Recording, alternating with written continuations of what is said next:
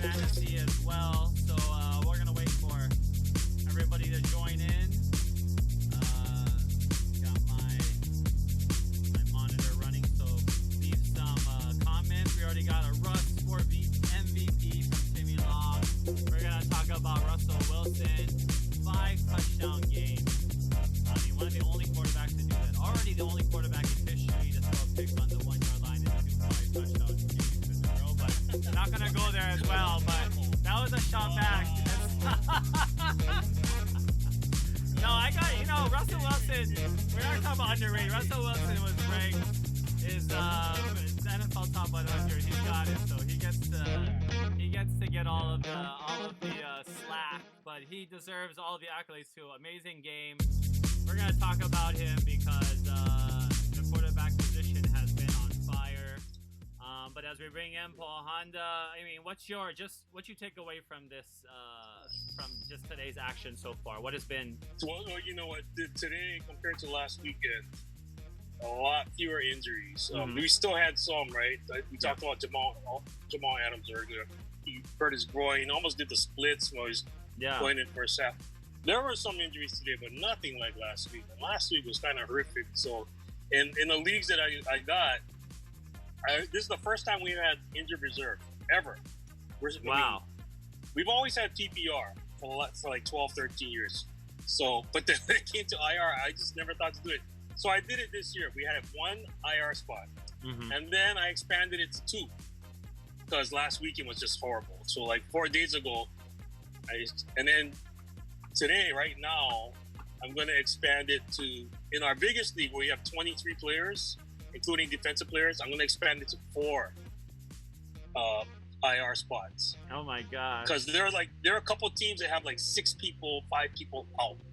They're out either with the just a short-term injury, or they're out for the whatever. Guys were out for the year, they cut them, but the injuries have been racking up. So one of the leagues will have 4 spots, and another league will have 3 spots, and the other 2 leagues will still have 2. They're like, so the smaller the roster, the fewer IR spots. But sure. I'm like, you know what? It's kind of crazy, but I'd rather do it now and help everybody, help myself too. I mean, I got guys who are injured, so juggling people and cutting your guys you like just because they have an injury and now you need to fill a position, and let's just go for it. I don't know if people do that. No, I mean, I don't know. See, we talked about 4 this. 4 is a lot. 4 does seem like a lot as a really loud motorcycle goes out my window. We got Kaveh saying Lions, baby, and the Lions did win. They beat the Cardinals. We were just talking about them. Kyler Murray, I mean, phenomenal 3 game. picks. But 3 through picks. 3, wow. What did the Lions do? I didn't see any highlights. What did they do on defense? Kaveh, let us know. What did the Lions do today, Kaveh, to pull off that Kyler? They've had 3 injuries times at the corners, right? Yeah. And I think they got their rookie back, right? The first round kid. And but they still have some injuries out there. So I don't know if they signed a free agent this week or what, but for them to trick Kyler into 3 picks, I want to see that. I'm going to take a look at the highlights pretty soon. So my friend Mills, shout out to Mills, he's a Detroit Lions fan as well, and he said that just all this does is lengthen Patricia's time there. Wow. Detroit. So he's like at that level of fanhood. 10 and 26 or something like that. I don't know. They said it on the radio or TV the other day. And Kyler Murray, though, I mean, still a great game. 23 of 35, 270 yards. Adrian Peterson on the other side of the ball for Detroit, 75 yards off of 22 carries. I know he had a really cool scamper. I had a video of that somewhere. I gotta go look. Very Adrian. He's good in a standard league. The PPR, then if you're desperate for a running back, you grab him, right? He's reliable, but in a PPR league, you rather take like anybody who catches a ball, right? Even like Chris Thompson at this point, he's hardly playing, but he'll catch 3, 4, 5, 6 balls. But yeah, good for the Lions. Congratulations, man. Yeah, it's a long time that Lion fans have been struggling. Yeah. And they still might struggle, but they got this one, right? They beat Arizona. And Arizona was 2-0. And I think, too, when you look at it, I think both Arizona and both of these teams are kind of at the same area, but one's trending overall one way and one's going the other way. But really, I mean, when you look at Detroit's roster, you see a bunch of studs there too, and you wonder. They got some talent. They got some talent. They just got to stay healthy. I mean, the secondary. Yeah. The NFL, you can't get by with the injured secondary or secondary. Yeah. It's got to be healthy and active, man. Guys are throwing the ball 35. I mean, Russell Wilson throws it 35 times. It's like, oh, they're letting him cook. He was like, that week, he threw 35 passes 2 weeks ago. That was like, there were 14 other quarterbacks that threw the ball more than him. Right? And then today, I think he threw like 40 or so. So it's like... Well, he's 22 of 31 today, Stafford. 22 of 31 today, 2 touchdowns. He was sacked 4 times as well. He was sacked 4 times last week, too. Yeah. So, I mean... But that's a nice percentage, though, for him. Yeah. 22 to 31, that's like, 70%, right? Yeah. That's pretty nice. Yeah. So, yeah, over 66, 68, 90%. So, good for Stafford. I think, like, the Lions are going to be one of those teams that can spoil there in the North, spoil some of those teams. I mean, even Minnesota, obviously, a team that didn't really perform their best today. But they had the game there, and Tennessee pulled it off. What are some of your thoughts about that game, too? That was a 31-30 game, right? Yeah, 31-30 game right there. So there's the two... I wrote this down. This is the only thing I wrote for today. Tennessee had a guy named Khalif Raymond. Because A.J. Brown's out, they have some other guys hurt. Khalif Raymond, 3 catches for 118 yards. And they win by 1. So he made a difference, right? Yeah. He only had 3 targets. Minnesota has this guy, and I don't watch college football, but you know this guy, Justin Jefferson out of LSU. 22nd pick in the draft, 7 catches, 175 yards, 9 targets, 1 touchdown. So I picked him up for one of my leagues. And I almost picked him up without even thinking. I looked at some video and like, oh, this guy here's his first really catch. good I have a highlight right here. Yeah. Jefferson's first touchdown catch today. I picked him up for one of my leagues, and he's already taken it 2 of my leagues. So people know about him. Yeah. And it's like, why are you guys waiting? Was he injured? I mean, why are they waiting until week 3 to throw him the ball? I mean, because last week, Thielen last week had just 3 catches. He can't do it by himself. I mean, it seems like, Stephon Diggs, there's just no way you could fill that hole for them in the time that they had. There was no other. I mean, we know there was going to be a huge gap there from last year, and just the way that Brother Man is over there at quarterback at Minnesota, Kirk Cousins. You just never know. I mean, 3 touchdowns today with 2 interceptions. Yeah, much better than last week. Last week he was like negative. And I cut him. I cut him up on my team. Well, if you had Dalvin Cook today, you probably had a pretty good day. Dalvin Cook had a touchdown, nice day. 181 so yards. They got that balance. They got that balance they always want. Now, they're 0-3. Yeah. They can still make the playoffs. Chicago is not. Chicago's 3-0. They can catch Chicago. Yeah. Foles came in and did a nice job, but they're still not an elite team. I don't know if they'll catch Green Bay. Green Bay's running the ball really well. So I think if Chicago goes 500 the rest of the way, Minnesota can get hot. But I wonder is do you think, since you've seen Justin Jefferson play in college, does he have the same upside as Stephon Diggs? Ooh, I don't know. I mean, he shows that he got what he doesn't have yet.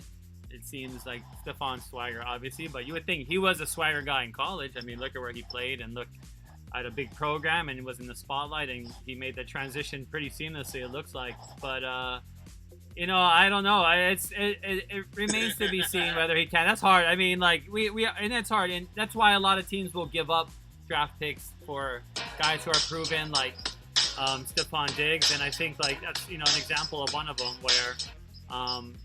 It's hard for the Vikings they're not going to be able to just fill it easily, but he's coming along. I'll give him that today.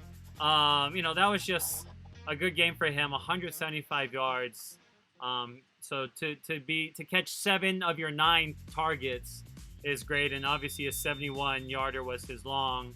I think that division is still obviously up for grabs, and But I mean, we just watched the Packer game, so I guess we should talk about that one too. That was the last game. We're going to stay in the NFC North. Well, let me add this: Justin Jefferson, because he has Dalvin Cook, you got Thielen. Cousins, if he has a talented receiver, he'll give him a chance. Mm-hmm. So I think Justin's gonna tear it up. I don't know. I should have picked him up in my other league too, but it's just the one I don't have him in is an 18 league. So it's just like it doesn't make sense to pick him up right now. Mm-hmm. But I might regret it later. Yeah, it's been a great year for rookies, man. Yeah, rookie receivers all over the place, man. The running backs are coming along. Green Bay. I thought Lazard was going to kind of just fade, just have this normal 4-catch game for 50 yards, and then he had that long catch. And then I'm thinking, why did I cut him 2 weeks ago? I shouldn't. It's just crazy this year. It's like a roller coaster. It's a fun roller coaster. It is, and that's the thing about fantasy too. You can't be it's hard to spot trends because, okay, like somebody that I should have known better, but a certain tight end for the Las Vegas Raiders who had a great game last week, Darren Waller, but Darren Waller, it was probably an anomaly to a type of a game, probably an outlier game for him as well, because this week there was, at least the Patriots, they weren't going to give up any of that this week, so much different there. They're like on a basketball court, they're like fronting it basically, right? Yeah. Complete denying exactly. It. Frontal on the post. I don't know. What do you have today? So what did Waller have today? I don't think his stats were as. I'll have to get back to that one, but yeah, another day. He was a non-factor today. Yeah, he was a non-factor. I don't remember seeing him catch one ball. Yeah. Probably had a few.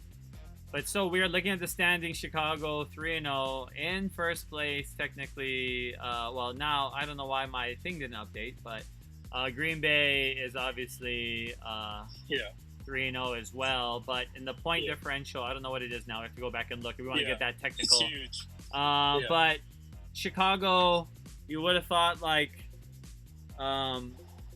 Trubisky. I didn't think Trubisky was going to start at all this year. So now that Nick Foles is in, Nick Foles is in, he can't go back out, can he? I mean, he can't go back out. But Foles has a history of going up and down too, right? So, for sure. So but at least starting the next game. So he'll start the next game. He'll probably have a nice run for about a month, and then when people do enough, they'll probably check the old videos. Okay. They'll check the old footage. I see what you mean. What gives him trouble. Yeah. He's not a guy who's gonna move and make plays on the move. Yeah. They're gonna bring in their fast group and just force him out of the pocket. Their running game has been doing it right. Singletary's doing pretty good right now. So as long as they can hold on to the ball, they're gonna score points. I feel bad for Trubisky. Yeah. He deserves to sit. Yeah. He was inconsistent today, and it's like bringing in a relief pitcher. But if you're gonna treat them like pitchers, you're gonna have some problems on the team. Football guys, they love to have that one guy and just stick with them. Yeah. No, exactly. That's what I'm saying. So you don't even see Foles as a replacement. You just see him as a relief for this game, like the backup coming. The coaches might. Yeah. The coaches might look at it. But Mitch was kind of off today, and we brought in Nick. We're paying him all this money, but we're gonna talk about it tomorrow. And you know what? Let's let Mitch start the next game. If he has trouble again, then who knows, right? But football guys, they don't like that. For sure. They like to have like one guy running everything in the huddle. They don't want to see a different guy. They don't want a platoon. They don't want to like Pop Warner where they change quarterbacks every play. Yeah. They hate that. So I think they'll be all right. Chicago's they're going to beat Detroit. They're going to beat Minnesota. But I tell you what, man, they're going to have a hard time. I don't know who's going to cover Jefferson and the two receivers in Minnesota. I don't know how they're going to cover them consistently. Because Cousins will do well when he has two really good receivers and they let him throw. Yeah. He'll throw picks, but he'll get his 2, 3, 4 touchdowns. So I don't know. Maybe I just like the Vikings more than the Bears for some reason. Well, I'm gonna go back to the comments real quick so I can acknowledge everybody. Of course, Shane, big day for him. Shane Agno, our Lao head, send us the video because I know he had another asthma attack. I'll try and play that. Shane, send me the video. What? Because it came down to the very end of the game again. Seattle versus Dallas. Let's talk about that game right now. I know, I just wait around to talk about that game, but let's talk about that game. Another freaking massive game. Obviously, we talked about that for a certain quarterback, but overall, a certain quarterback that might be the number one player in the league right now, or people consider him that. So no, but I mean, 5 touchdown games. Wow. 14 touchdowns, 1 pick in 3 games. And people are trying everything. They're sitting back with 8 guys. They're bringing the house. They're they base everything off play action. So in theory, it should be defendable, right? Mm-hmm. But for some reason, he makes it work. Like Tannehill runs play action at Tennessee, and he's pretty successful. But Russ, I don't know, man.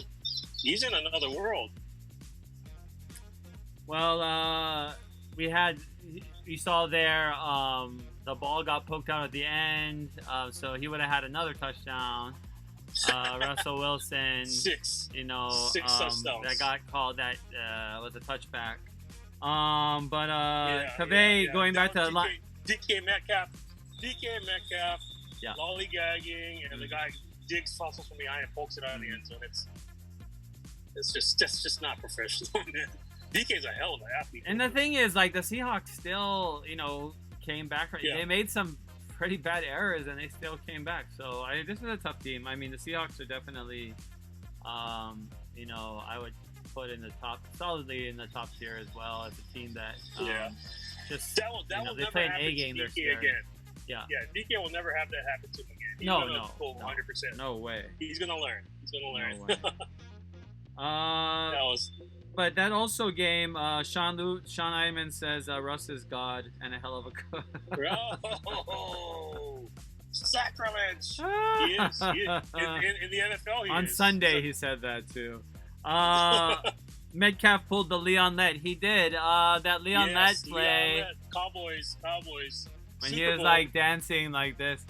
I was thinking about that team because Shane sent us, a few of us in a group chat, an image of or a meme of the most hated team in every state. And what do you think was the most hated team in the NFL? Who would you say, Paul Honda?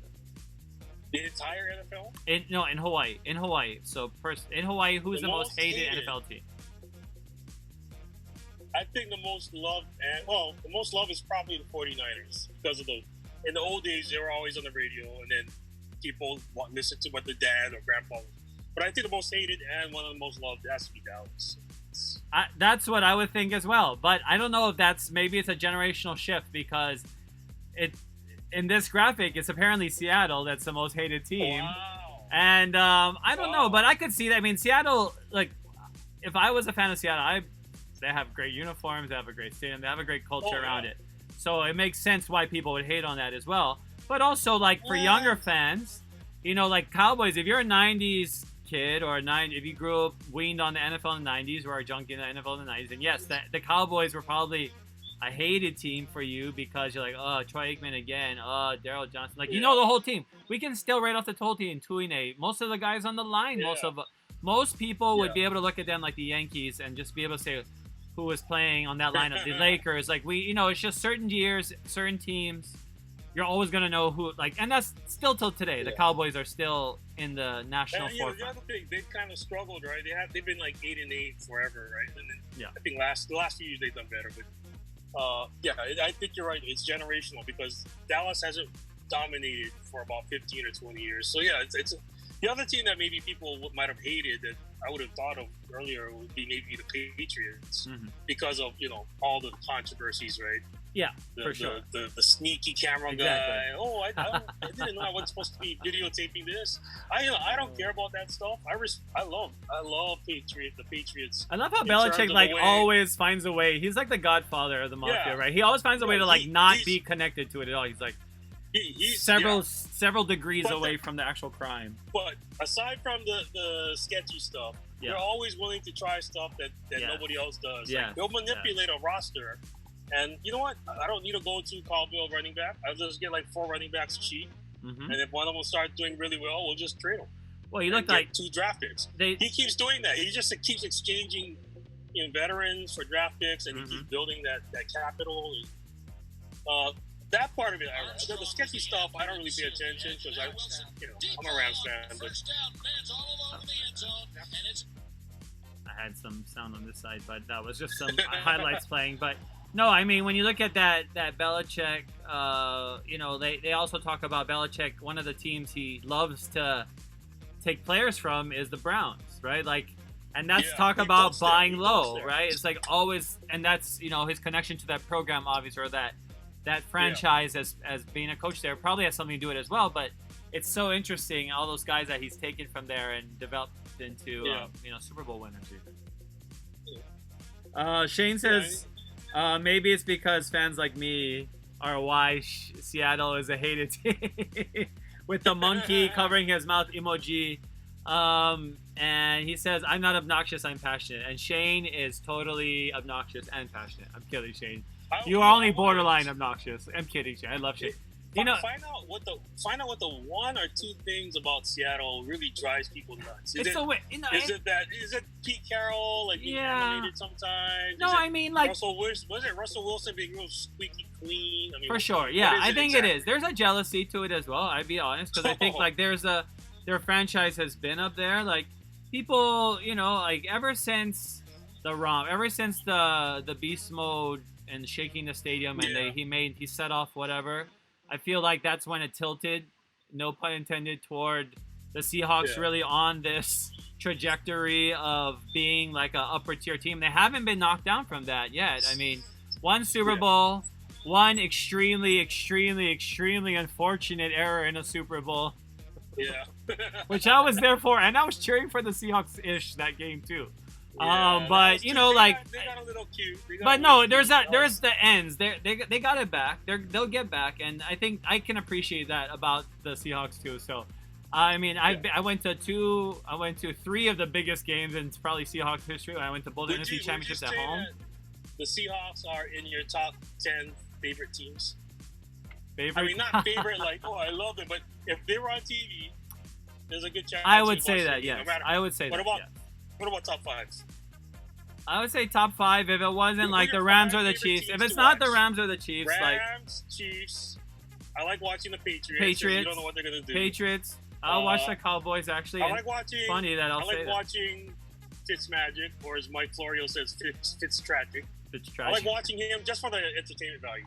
Yeah. So this year he's in my top 7 or 8. So your 5 is Kansas City, Rams, Seattle.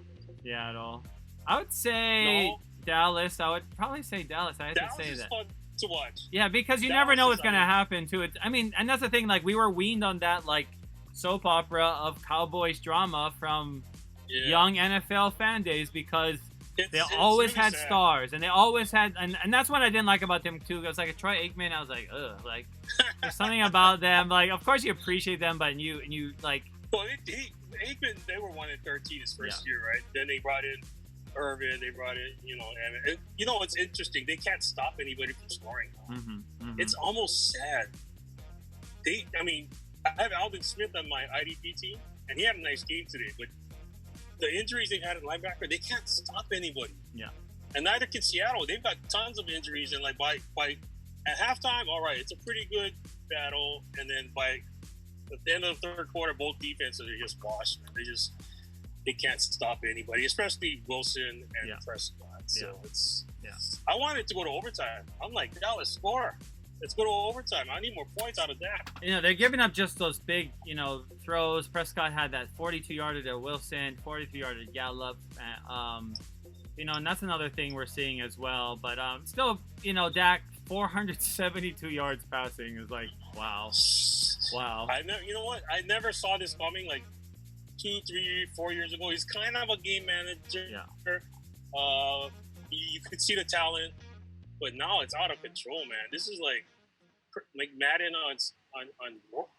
Let me ask you, Cedric Wilson. Would you pick him up for your team, or would you be like, you know what, I gotta wait? I feel like you don't know. It feels like whoever's open. Like I feel like they have such a huge arsenal, and that I feel like I don't know I feel like it's a crapshoot because I do have CeeDee Lamb, And I feel like he's going to be their I got feature. him on 3 teams. He's going to be their feature, but I don't know if he's there yet. I mean, Gallup had a good game finally. I mean, I don't know if they were looking for him or the cornerbacks just gave him lots of space, but that was nice for Gallup to finally get a good game. And then CD kind of was quiet in the second. They weren't looking for him. I guess he was covered. Or they just rolled Cedric. If Cedric Wilson's hot, maybe they should CD. Who knows, right? Yeah. But, man, they got so many weapons, man. And Emmett, Ezekiel didn't even have to do anything. Emmett. He ran the ball pretty good. Yeah. But he didn't do that much. No. He caught some passes at the end. I wonder what's going on with him. Well, I know they stuffed him a few times. Seattle's front 7 was all right. But. Yeah. Well, guess who had a great game for the Cowboys? I didn't think we'd be saying this because a lot of people didn't think that he should be on the team, but he had 3 sacks, the most he's had since 2012, and that's Alden Smith. And we never thought we would see him back, and a lot of people didn't think he deserved to be back, but oh my gosh, what a game for him. I picked him up on my IDP league I think just after the first game. I had no idea he was back in the league already. I heard he was making a comeback. I didn't know he was in Dallas. And he's not playing linebacker. He's actually coming off the edge. He's not down, so I'm and he had another nice game. It's great for him. Yeah. They said he's really doing well. Yeah. It's good. He's just really mellowed out. Yeah. He's 30 now, right? He's starting to mellow out. Yeah, he was drafted in 2011, so he's already at that place where he's been in the league a while. And I mean, it's amazing. The longevity in the league is so hard, but to do it even with all these obstacles is really crazy. He needs some help. He needs his linebackers to get healthy. Sean Lee's been off for Van Der Esch hurt himself again last week. He was one of my linebackers. It's just I don't know, man. Maybe I don't know if it's just because of the lack of off-season training. It's not the same. So a lot of guys are out. So they're going to play a lot of 45, 42 games. Awesome.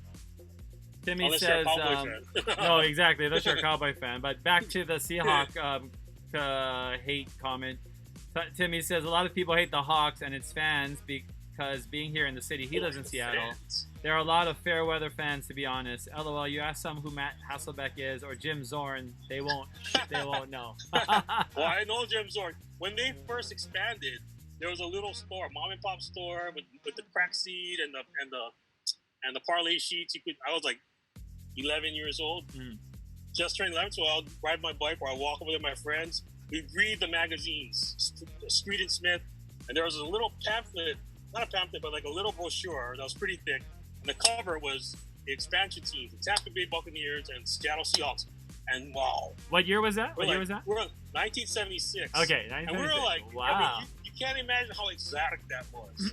That was the league hadn't expanded in so long. Yeah. And for us, that's what?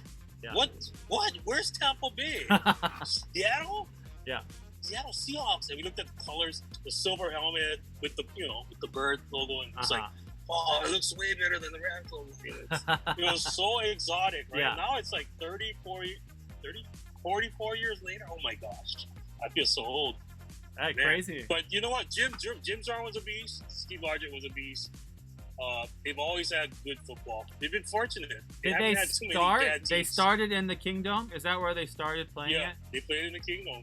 I saw the 95 Final Four there. We were so far up. We're better off just looking at the Jumbotron than actually looking at. Oh yeah, where they play national media. Yeah. Yeah, up there. Yeah, it's just too far up. Yeah. But the stadium there now, I'd love to go there, man. It looks beautiful. It's super loud when they have people there. Yeah, I don't know. I don't really know anybody who hates the Seahawks, but they must be out there. No, I mean, that is and that's because, like we said, I think it's generational. I think people that, grew up, like you said, because there is some interest, because when you said 2 teams that got expansion, and you remember that, I remember when Jacksonville and Carolina as a kid being like, what? And that was my moment, like, what? The NFL expands? Like, they're going to add more cities? That's so cool. Like, add Honolulu or something. But, well, if they were to expand, I mean, they're going to expand to Mexico City and Toronto. London. That would be just as crazy. Yeah. London or something. I mean, I think it's time. Mexico, I think for sure would be a cool place. They love football. Yeah, they do. Really do. They do. But that league, that division that the Cowboys are in, the the NFC East right now. Yeah. Every single team has a losing record currently in that division. You know, it's what does kind that of say? ugly. Is that like what is that? Is that just a fluke, or what do you say about that? Washington, Wayne Haskins still developing. He threw a couple touchdowns, but he ended with 3 picks. I cut him off one of my teams today. He was like my 4th string quarterback in like a 3 quarterback super flex league. That's the league where I picked up the kid from Minnesota, Jefferson. Dallas, that's tough schedule. They'll win this division. Philly, too many injuries. I know they had last week. They had a whole lineman went down, and then the guy got ejected. Another lineman got ejected. Mm-hmm. I think they'll be all right. Miles Sanders is healthy. I don't know about their defense. We'll see. And the Giants are, if they're smart, they won't change a thing. They'll finish 1-15. Then they can go after the Oregon left tackle, Penei Sewell, and he'll become a Hall of Fame left tackle for them for like 19 years. This is the second Penei Sewell drop. I mean, you must be. I mean, and I know he is a good player. Go watch his stuff. This freaking guy. It's like he's as explosive as a basketball player. Wow. But the second he touches you, you just. And he's doing this to linemen. And on the screen, he goes from here, 10 yards, like that. It's a blur. He could play almost any position, I'm pretty sure. He's one of those, there's always going to be an athlete like that. Just put him on the basketball court, he's dominating. Put him on the football field, he's dominating. Well, he is 6'6". He can change things for them. He is 6'6", so that would be 6'6". But he doesn't play like he's Center tall, takes the snap. slow. Fakes He the plays mix like and a looking to regular throw. size Throws guy. it in the end zone. He's Boom, explosive, touchdown. smart, hands, feet.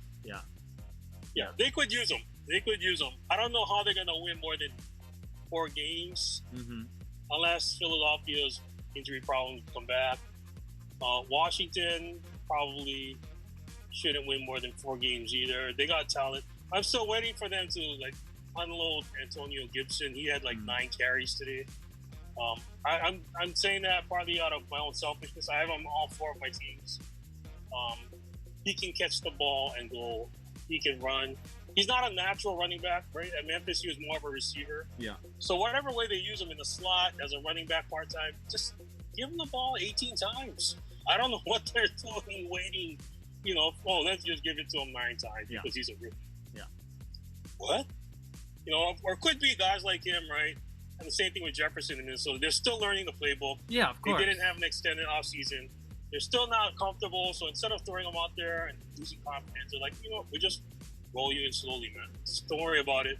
And by the way, we don't want to get too far down in the draft. We want to get in the top 10 in the draft. So don't take it too hard if we lose 3/4 of our games. Oh, that's the Miami story. We're talking about that too. We'll get to that. Yeah. But that Bengals Eagles game. Speaking of Joe Burrow, in that game, 31 of 44, 312 yards. So pretty good, 75%, almost 73%. Completion percentage, 312 yards. Sacked 8 times. What? Yeah. I heard it. I saw 8 Twitter. times for Somebody wrote that 56 he yards. He got rocked once really bad today. I thought he got hurt maybe.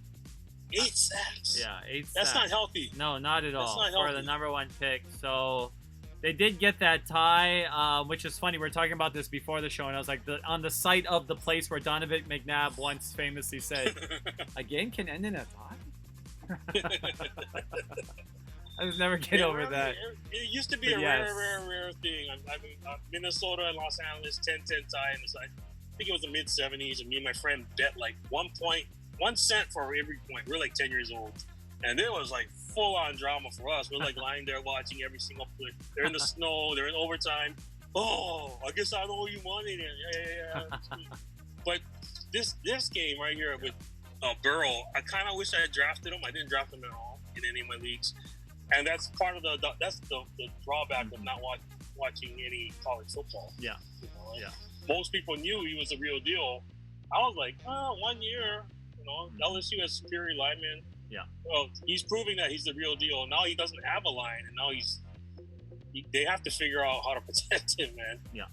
I mean, running backs shouldn't take major punishment, but that's the nature of the game, right? If you're a quarterback, you shouldn't take You know, as a running back, you know your mileage is going to be limited. You're gonna try and control it, but you know, Kyler Murray gets out of traffic, he runs out of bounds, he slides. I think Burrow's got to figure that out before it's too late, man.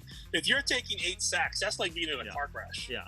It's like being in a car crash. Probably the amount of wear that you would take 15, after 20 one carries a game. That's basically a minor car crash. Wow. Or worse, every single week. That's why he lasts. You shouldn't practice years, at right? all. Yeah. But that guy across from him, you know, it's funny, in Hawaii we do have a lot of Eagles fans too, which is strange in a way. My nephew Josh is an Eagles fan, yes. And I guess that has to do with the T.O. McNabb when they made it to the Super Bowl, which was, you know, not that long ago it seems like, but really, 15 years ago already.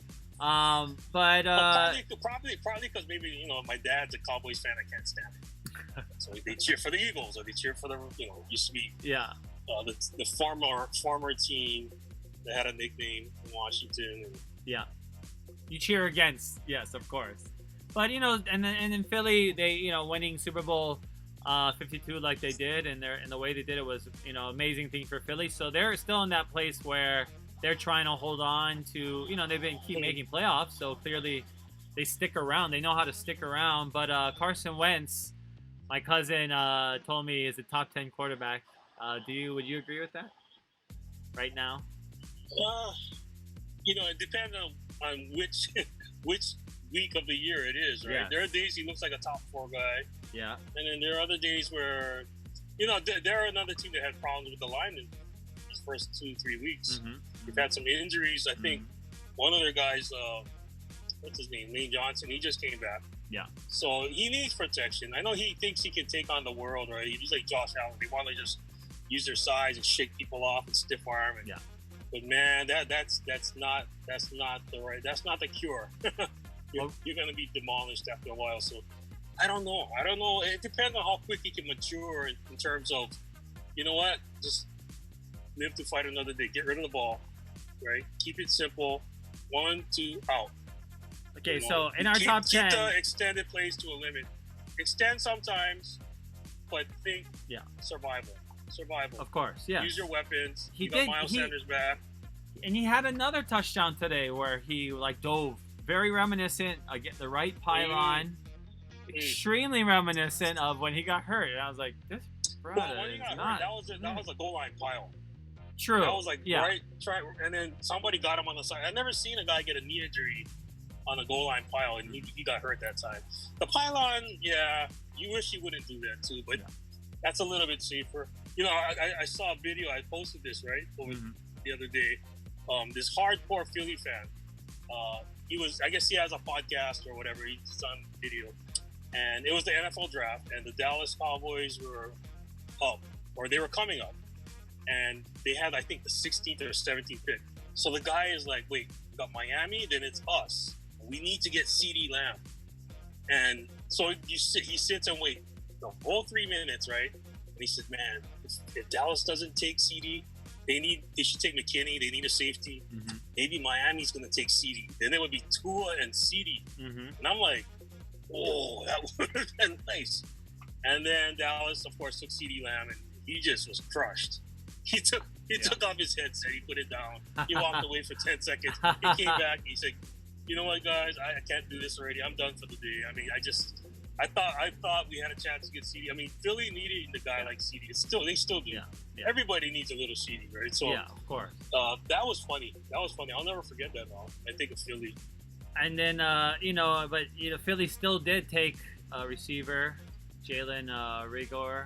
The speedster. And they took, I guess, in Minnesota took Justin Jefferson right after him.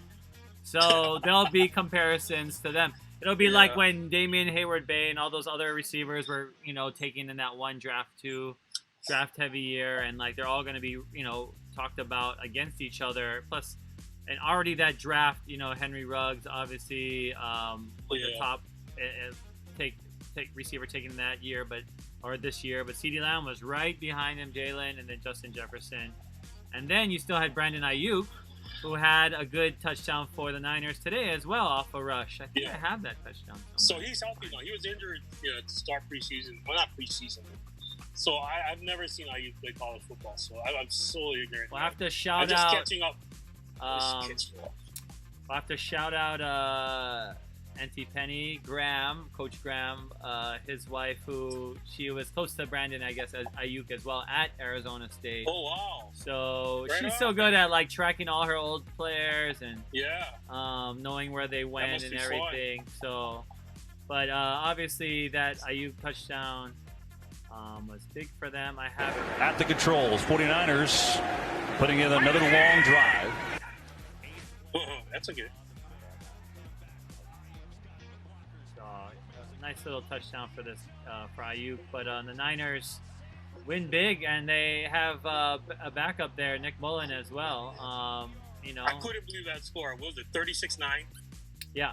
I know it's the 36-9. Giants, but man, that's with all the injury, they've got 10 people Yeah. injured. Yeah, They got 10 people injured. yeah, The San Francisco defense should go on IR in fantasy football. yeah. I They agree. don't have that, I right? agree. Yeah. Do No. they allow that? I didn't even know. I didn't don't- know. Okay, every time I try and change something on my computer, some new noise comes up. So sorry about that. But yeah, I mean, what a game for Nick Mullen as well.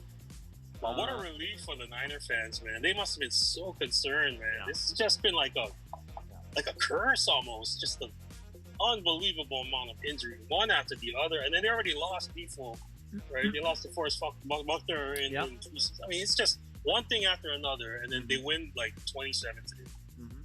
I'm assuming they covered the spread. If you're a gambler, I'm sure they cover the spread as well. But you know, when you look at the Niners, where you look Nick Mullins is just a stat line, 25 of 36. I mean, just a great game for him as well, over 70% completion, 343 yards with a touchdown. You know, Brandon Ayuk had 3 carries, so you know you see how Coach Shanahan using him out of the backfield as well. And we talked about this today. I talked about how Robert Wood was being used by the Rams. Did we even get to the Rams? I don't even. We were supposed to talk about that game first. I don't think we talked about it yet. We're talking about NFC West. We're all over the place, but you know, Nick Mullins carrying the load for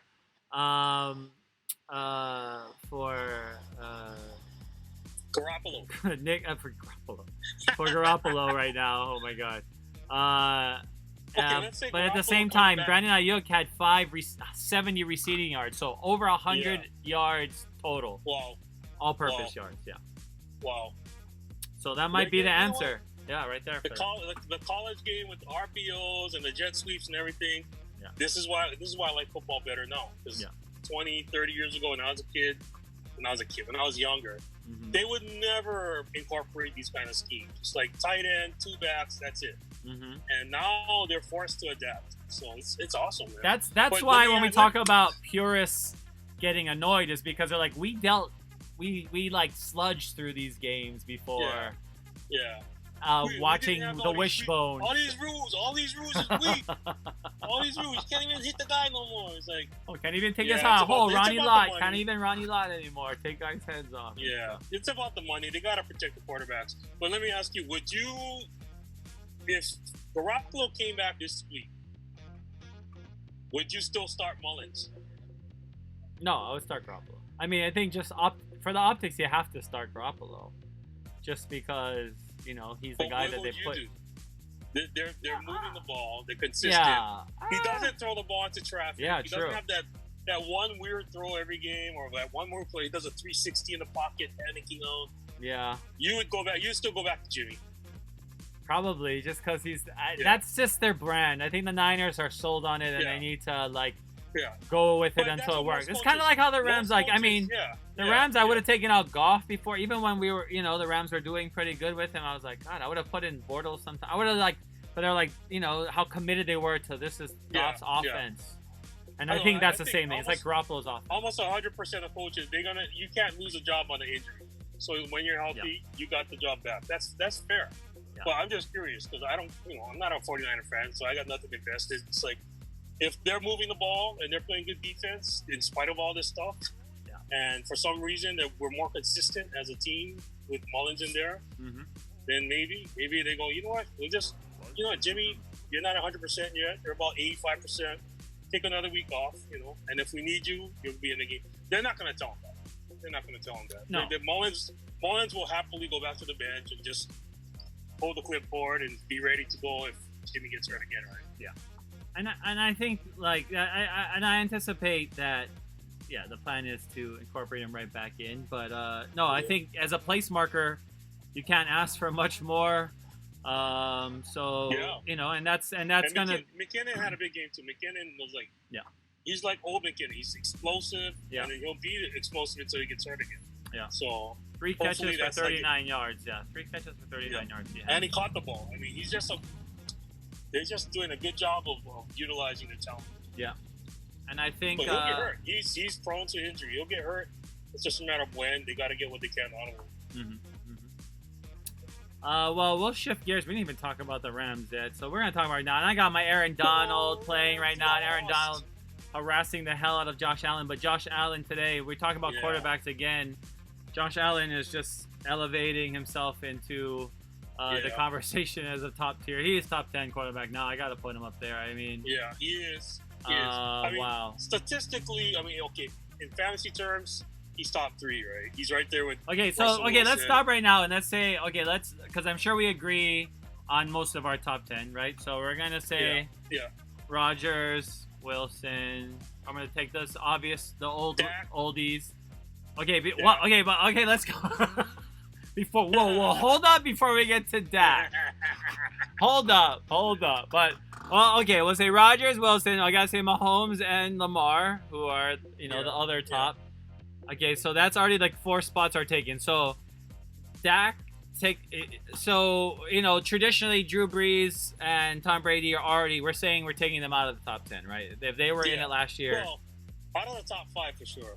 Out of the top 5, okay, and like Matt Ryan, out of the top 5 too, probably out of the top 10 as well.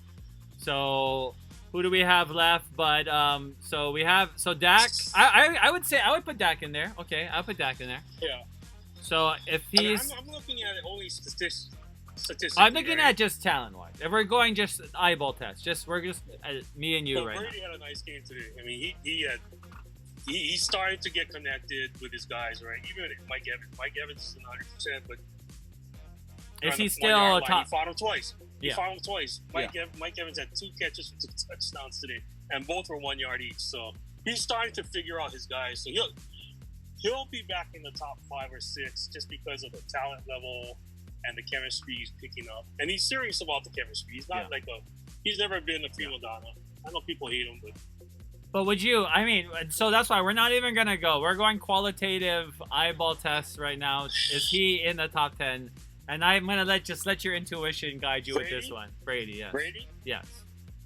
After today, I would say yes. Okay. So I would say yes. Now, so look, Brady. So okay. So we agree in the top 10 with the 5 we said. But okay. So I'm looking at other places. So I don't know if I would put Brady in my top 10 yet. But because right now I would put Deshaun Watson and Kyler Murray.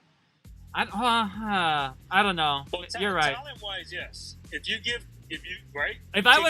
we were to plug in Brady in those teams, I think they'd be better off with their quarterback. Put it that way. I'll using that as my logic. Yeah.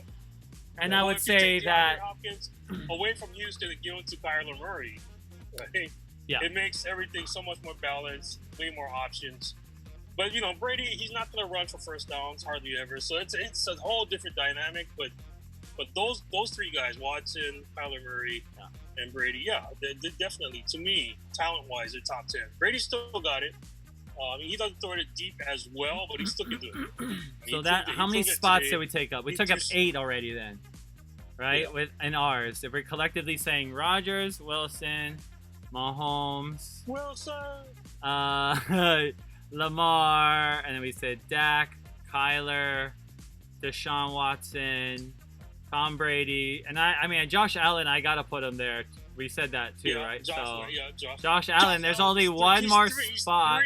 3-0, right? He's 3-0. Yeah, I would have to put Josh Allen there. So with the last spot, if we're gonna agree on our on the spot top 10, who's the last? Let's go. Who's gonna get in? Process of elimination, right? Kirk Cousins. No. He plays like a top 10 guy sometimes. But overall, no. Carson Wentz. Goff. Not right now. He had a decent game today, but not great. 2 picks. other starters. Justin Herbert, Tannehill. He could be one day. Nick Foles. If he gets them to like 3 or 4 wins in a row, possibly, but he's a backup. He's a good backup. What about Cam Newton? We didn't even talk about Cam.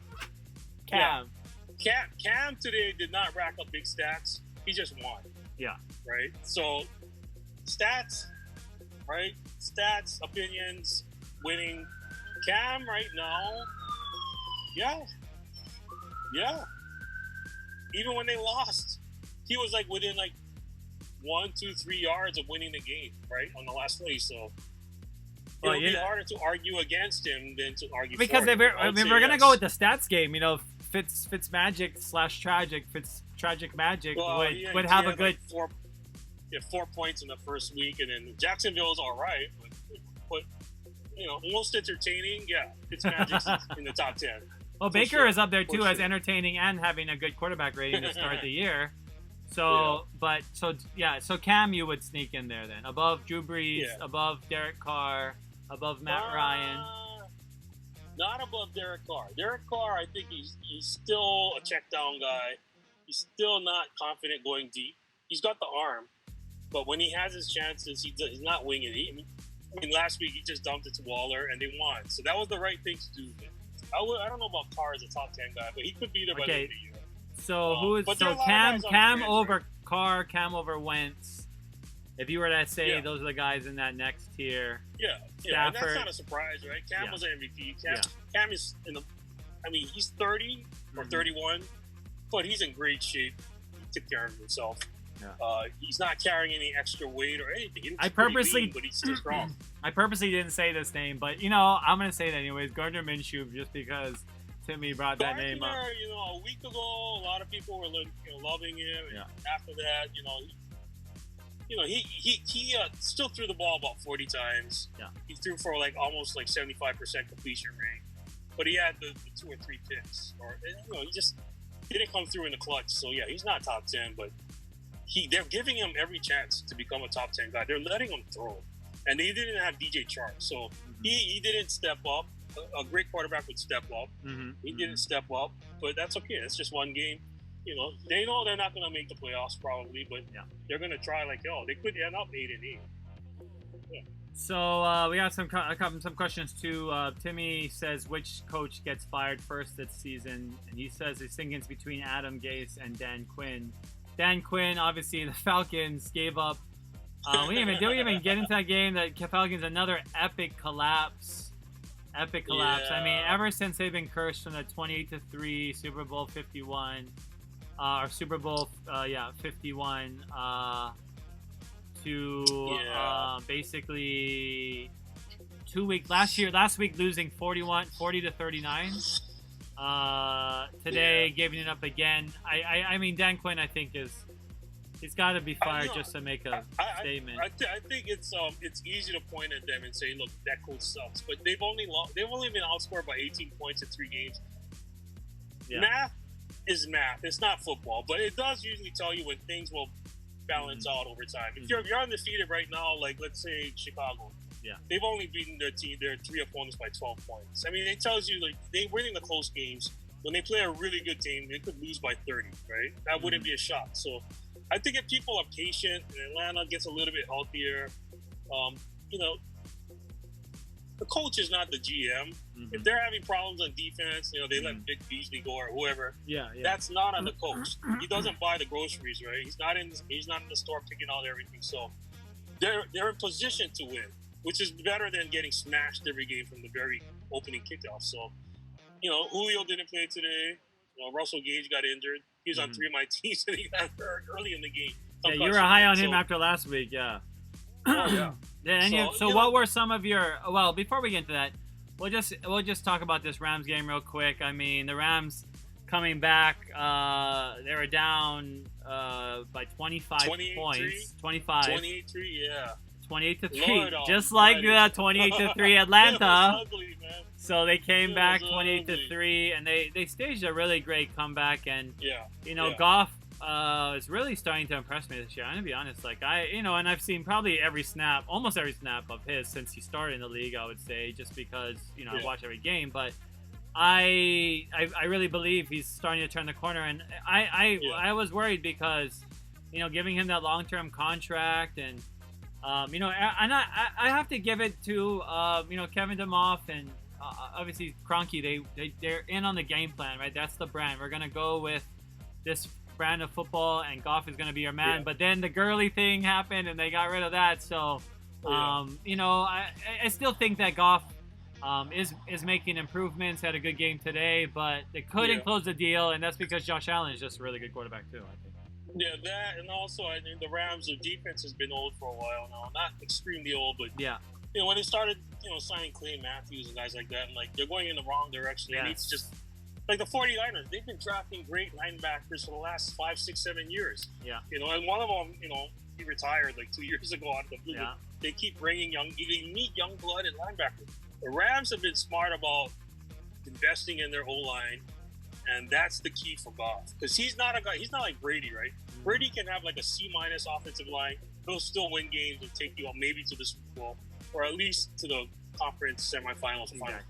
Goff can't do that. He's not there yet. He's so young. He's got the craziest arm. I mean, I remember the hippie, he had that hippie, he went to one of the California colleges and was wearing a wig and that was a junior college. And then he whips the ball 70 yards. I'm like, holy crap! He's got the right temperament, and I think that's why McVay and those guys they believe. Oh, he's hilarious! But they know he's hilarious. They know he needs a play action game to beat. So they've been running a lot of play action on first down. So that is huge for him. Yeah, that's where he makes a lot of these 7-yard, 8-yard connections. Gets everybody's juices going. And he doesn't depend on one receiver, but even though Woods is fantastic, Kupp was clutch today. Kupp hurt me. I don't know why I didn't draft him, but it's interesting to see if you invest in your O-line and get some young blood in there, tend to be less injury prone, you have a chance. And that's what they did. It's changed everything. But on the defensive side, they get worn down. They just, I think by going with veterans 2 years ago, it was great to make that playoff run. Mm-hmm. And then they realized, well, now what? So now they're in the hole. They're going to have to spend so much money just to get, elite defense. And they're not even close to there yet. Aaron Donald can't do everything. And he almost saved them today. He's just blowing. Yeah, that was that. Incredible. Of course, it's supernatural strength, right? He is just amazing. That horse collar, because Josh Allen wanted a horse collar, so that's the one play I'm showing you right now. Josh Allen was crying about it, but there's no horse collar. The pocket. There's no horse collar. Well, they said whoever said that said, I think that's the rule. I'm not sure. It was kind of like the middle of his back. But what was impressive with that is Allen was pissed. He was on the bench. He was trying to control his temper. All normal things, and it didn't let him lose his brains to the point where he couldn't function, right? He just needed a drink of water. He came back, he led him on the winning drive, and I'm like, holy moly. And then when they play in snow, they'll be even tougher to beat in Buffalo, right? Yes. Winter comes. But, the Rams can afford to lose against a good team on the road. Yeah. They're 2-1. Yeah. But, they just they want to split on the road and hopefully go undefeated at home. Seattle, Arizona, San Francisco, man. Yeah. Well, one thing that, like San Francisco, like how Brandon Ayuk was utilized by the Niners today, Robert Woods similarly, 30 yards of rushing to go with his 74 yards receiving. On defense, Taylor Rapp, who was scared that he was getting kind of written out of the defensive schemes and everything, he actually had the most tackles today, had 6. Wow. Last week's player of the week was Micah Kiser when you talked about holes that they're trying to fill. And he was player of the week last week, but was way quieter this week as well. But Taylor Rapp getting more involved. Van Jefferson, I guess got in the game, but he wasn't. I don't think he was targeted. But we talk about rookies trying to get involved as well. But another game for the Rams where they put up some impressive numbers, but they can't cash in or they wait too long. But still trending positively for me, at least are the Rams. I mean, you scored 32 points and lose by 3 on the road against a potential AFC finalist. What's interesting with Kiser? I picked him up for my IDP team, right? Mm-hmm.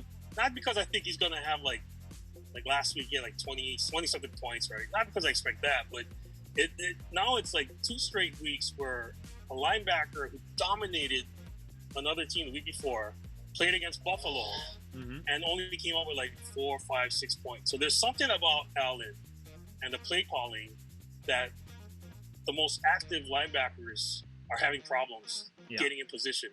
I mean, the DBs are having to make plays. So whoever's calling the plays for the Buffalo offense, you know, him and Josh Allen and the way they're executing, it's almost like Baltimore, you know, 2 years ago when he started transforming into something different, right? You think it's just a little dove, and it turns out it's like it's an animal eating bald eagle. You know, comes in and destroys and eats baby chicks and also eats alligators and stuff like that. Anyway, the West should be scary. It should be. For us. I like that. Yeah. Well, I would rather they just. I wish they were in the East and just killing everybody, but it doesn't work that way. Nope. So, yeah. Going to be a tough one, but the Rams, escaped that one. When we look at the NFC, like you said, the NFC West, probably, if you look at the NFC West, would you call them the best division right now in football? Arizona was disappointing today with Kyler throwing those 3 picks, but he's on a learning curve too. He's learning on the job. He's on 3 of my 4 teams, so I'm like, please stop doing that. But then he still finished with a lot of points. They almost won the game.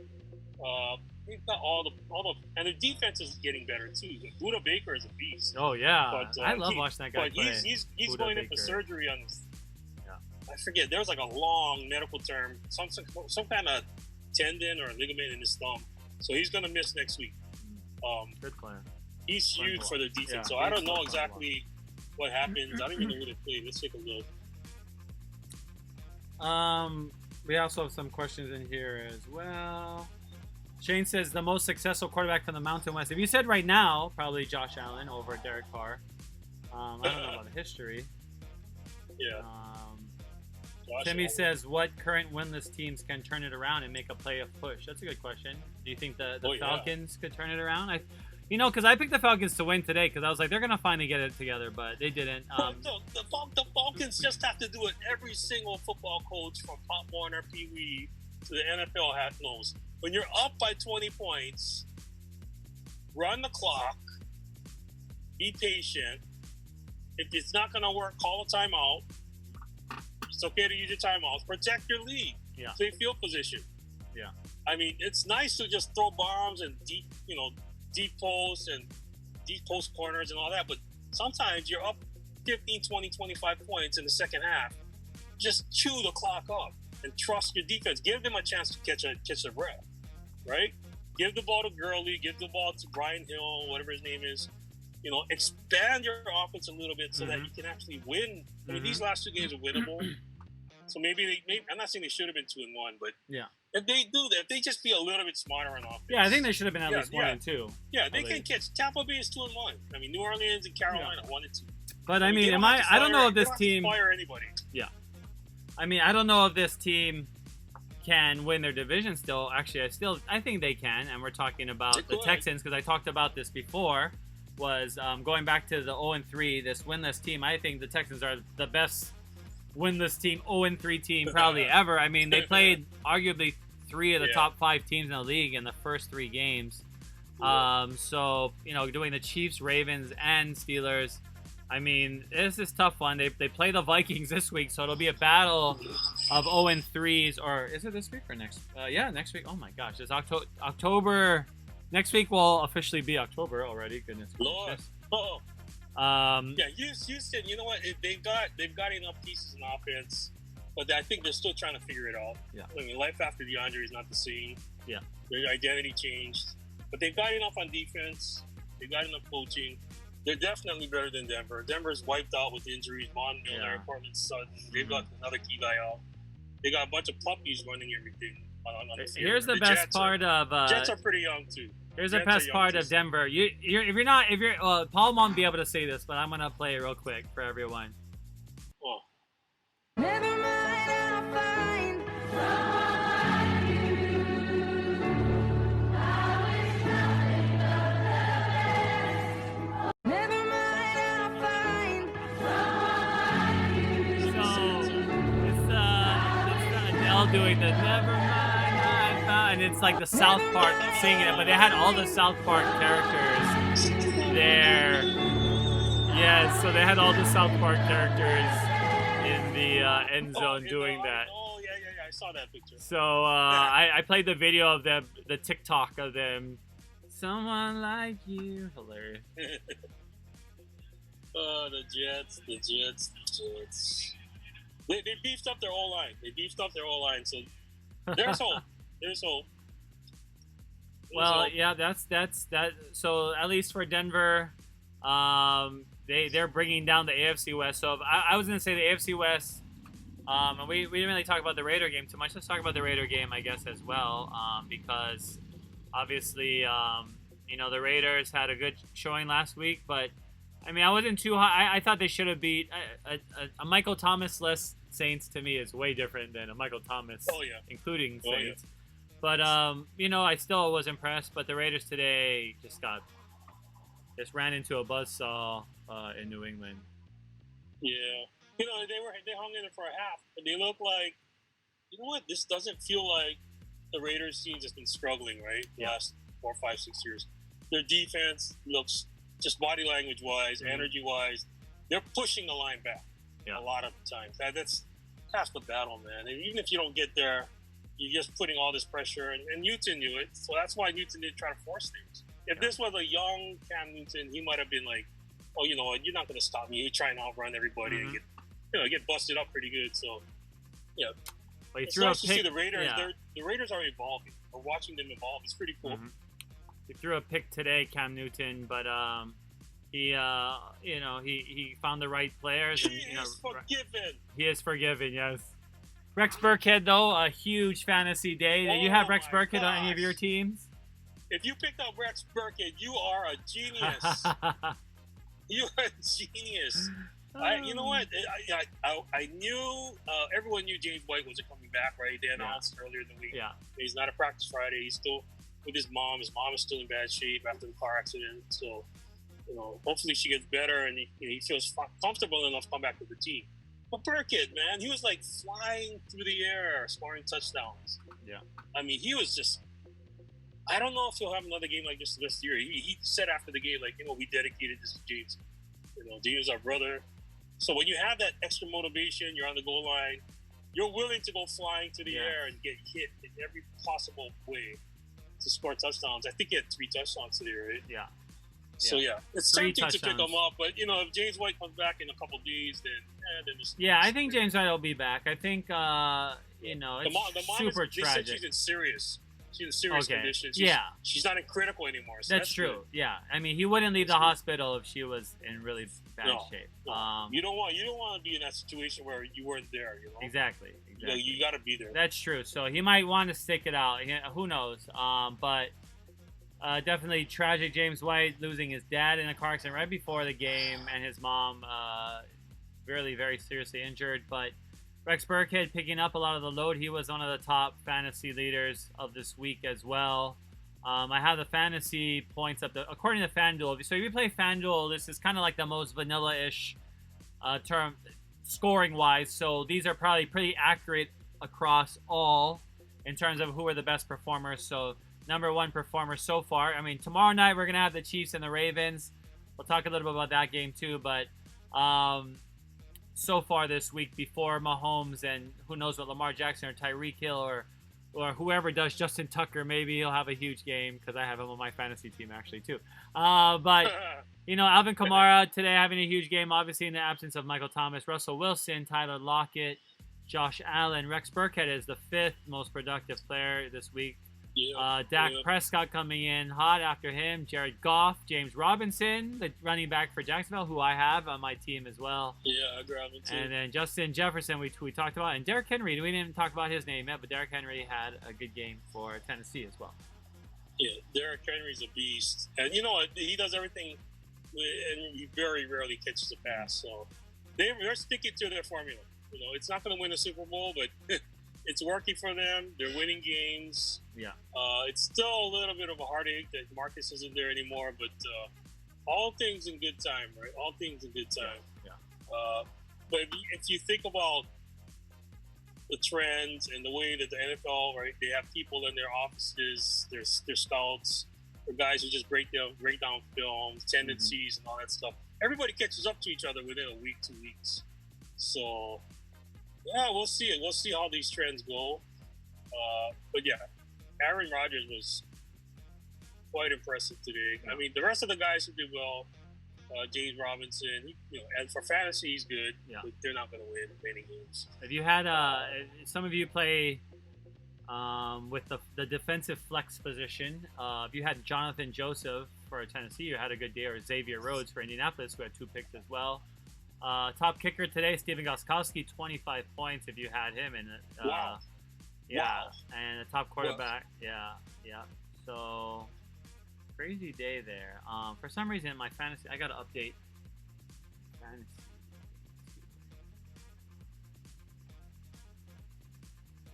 Refresh that. Make sure everything is good there. To refresh my little widget there. So Russell Wilson, make sure Russell Wilson's the top quarterback of the day. Then Josh Allen, then Dak, then Goff. Running back wise, Kamara, the top running back of the day. Then Burkhead, then Derrick Henry. Top receiver of the day was Lockett, then Jefferson, Cedric Wilson for Dallas. Obviously, it was up there as well.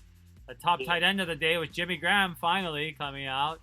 Tyler Groft had a good day as well. And if you had defensive linemen, then you had Aaron Donald or Alden Smith, you had a good day too. Yep.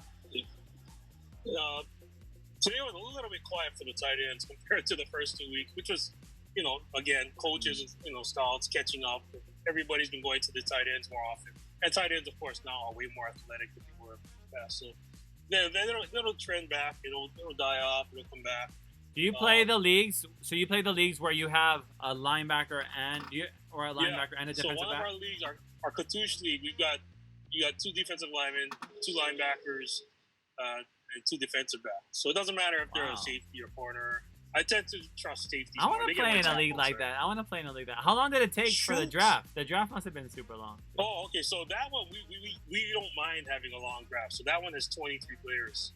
So you can have as many bench guys on either side of the ball as you want. It comes out to 23 players. So you start 15. And that's the one where I added 2 more IR spots, injury reserve spots this afternoon. Because there's just too many, even on defense, there's just too many injuries. So there are guys who have 6 people injured. So 4 it helps more than 2. But yeah, we'll do that next year, man. Yeah. I mean, if we just have 6 teams, that's fine. Ideally, it'd be 12 or 10. But a lot of guys don't want to deal with defensive I bet there's some guys that would do it because it would be fun. But it's fun. It's fun. Maybe I'll do an official Hawaii Sports Fans League next year. Maybe we'll do that. Timmy also says Oakland, which he means Las Vegas, but we still say Oakland, has to have one of the youngest defenses in the league. So that might have also been, Yeah. And they have that vibe. You can tell, the energy they have. I mean, even late in the game, they come up to the line of scrimmage and I like them. I mean, even though, in a different world, I would have been a Raiders fan because I always loved their uniforms and Kenny Stabler and Ted the Stork Hendricks and all those kind of guys, Gene Shaw. But the energy they have right now is nice. I don't know, maybe moving to Vegas did something to a lot of the veterans. But the younger guys they bring something nice. I mean, Gruden takes a lot of heat here in some of it, but his drafts, they're turning out pretty good. They're not perfect, and he's riding Carr, right? And Carr doesn't really want to throw deep, which Gruden doesn't like. So again, as long as they're winning, they'll be fine. But if they don't win, and he's still gun shy about deep passes, once Marcus is healthy, then you're gonna see something. I don't know if he'll necessarily bench him, but part of that offense is being able to throw deep to a guy like Ruggs. And Ruggs is hurt right now, but he'll be back. Ruggs is a burner. If they don't give him the ball deep, at least 3-4 times a game, man, that's a waste. Yeah. What do you have him on Exactly. for? He's just stretching the defense, which is great, but you picked him as a number 1, too, receiver. This Kawhi. We say aloha, Liz. Great Packers game. Yes, that was a good Packers game. It was. Packers versus Saints. But and also a celebration that we didn't really talk about, but the Browns, when they played Washington, it was historic because it was the first time that 2 female coaches and a female official were on the field at the same time. Yeah, I saw that photo on Twitter. I'm like, what is this about? It didn't have a caption, but I knew they said, "Oh, this is a story." I'm like, what's going on? It's like, oh. So Callie Brownson, yes. So the Browns chief of staff. She's Browns chief of staff, which is sounds like an important position.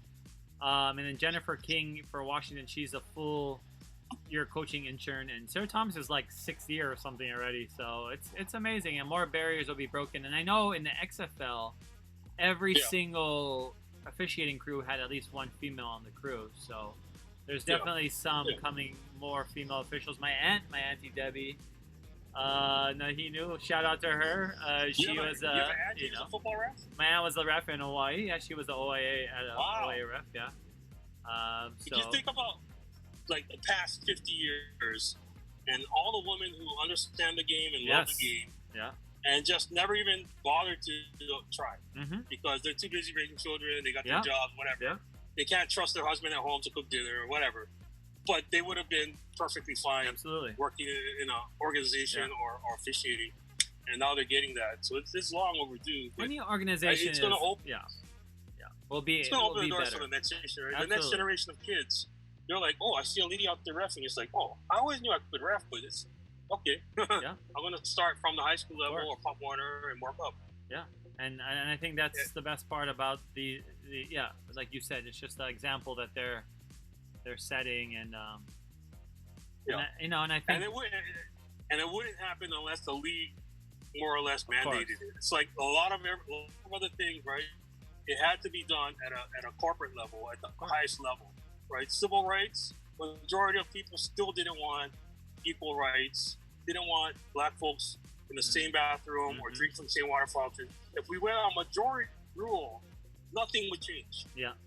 The majority would still say, and mostly male voters would say, no, we don't want that. No, you gotta kind of just draw the line and say, no, this is going to happen, and it opens doors, and we're better off for it. Because, I tell you what, man, even if there's some women lady referees who are not great, it won't be any worse than what the men are doing. Oh no, not at all. It won't. It won't be. It'll be better in a lot of cases. I think it will be better. I'm glad we're getting there. I think it will be better. I think my aunt. When I think she was a great ref. I just her philosophy behind the game, her commitment to the craft, I think, is impressive. And I think a lot of officials can get kind of lazy when it comes in. I respect officials a lot, but the ones in power, and you've been watching high school football for decades, so the ones who've been there forever and ever and ever. Yeah. But I mean, in my opinion, I was talking to my dad about this. I mean, I think if I became HSSAA official or something, I would love to see officials be full-time employees and just officiate the whole year round.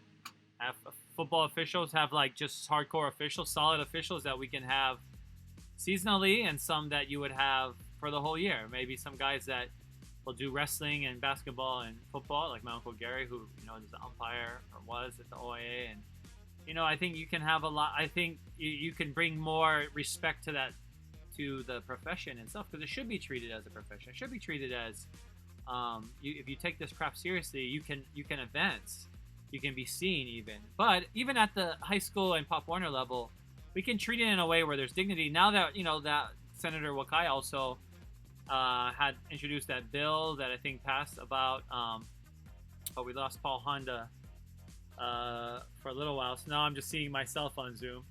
But officials are now, it can be a felony, I believe, if you attack an official. So, I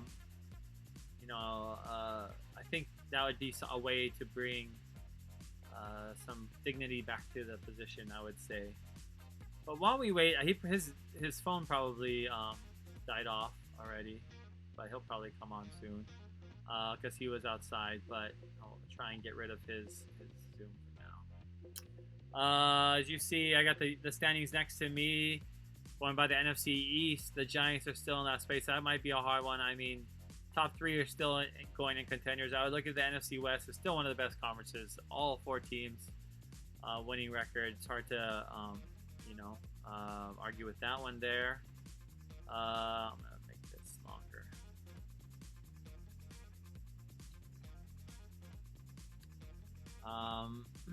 But when you go across the league and you you look at how teams are battling injuries, the Niners were really impressive with their backups, what they did. In the East, the Jets are not going to go anywhere this year again. Miami probably will play Tua soon, I would expect, because at this point they just kind of want to manage to still get a high draft pick for next year, but work Tua in. So I don't think it'll matter. I just they don't want him to get hurt either, so that's a big thing. And we talked about NFC South. The Tampa Bay Bucks are in first place. Obviously, Tom Brady, that's the biggest storyline there. But the Saints without Michael Thomas, I think, is a huge, deal breaker for them too. Timmy says the Hawaii Sports Fans League needs to happen next year, though. Yeah, for fantasy. So you want to play in a super fantasy league and have defensive players too. Pick some linebackers, pick a defensive end, pick some DBs. That's a kind of a fun league to play in, actually. I would look forward to that. As some of you know, I haven't really been playing that much fantasy recently. Oh, let me see. Okay, he's back. All right. I'll let Paul back in. See if he's coming back. I don't know. Maybe his phone died. Did your phone die, Paul? My phone said it was. My phone said it was overheating. I had it leaning against the laptop. Oh my gosh! Do that before. Oh my gosh! Yeah. Sorry about that. No, you're fine. You're fine. You're turned sideways right now for some reason. Cool. Weird. Okay. Wait, do you have a lock screen? Okay. Yeah. There you go. I don't know what happened. It's different now. Yeah, it's a little bit different. But But we're getting to the end. we're getting to the end. We're fine. No, we can see you. I didn't want to leave you behind. But no, we're talking about going through all the divisions and final thoughts with the day and another day in the NFL. I think where we see that even without a preseason, maybe we have more injuries than normal, but the play has still been quite high at a high level as well. Oh yeah. I think everyone's grateful because not only the quality of play is great, it's fun to watch. Unless you're a defensive, minded kind of fan, but for most of us, I think this has been a great escape from absolutely the usual, not just being a pandemic, but also just the usual routine. It's just fantastic. And then there's no high school sports. For us at least, there haven't been any college sports.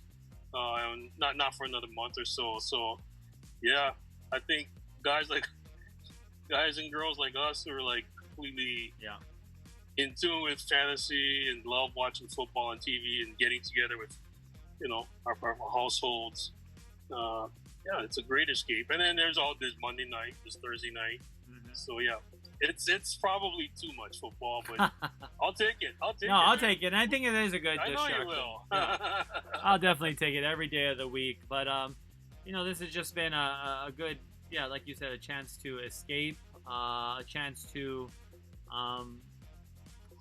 also just keep some normalcy, like we said. But this year, I think in particular in NFL, there's been so many people, and the NFL has been so, deliberate at reaching every date and making sure everything right. Like the draft was still on the same day, still had flow, and they don't want to disrupt the calendar at all. And it seems like they're doing a pretty good job. So, even despite being in the era of COVID and not being in a bubble, it's really impressive that the NFL has not had any major breakouts. Yeah, too. It's probably one of the nicest things about having that much power, and that much capital, right? That kind of billions of dollars are at stake. So they have access to COVID tests. They have access to everybody that's necessary to be involved. Politicians, of course, planners, city planners, everything it takes to create some semblance of a bubble around the players and the staff, and they're not in a complete bubble, but it's close enough where I don't think we haven't had nobody's been lost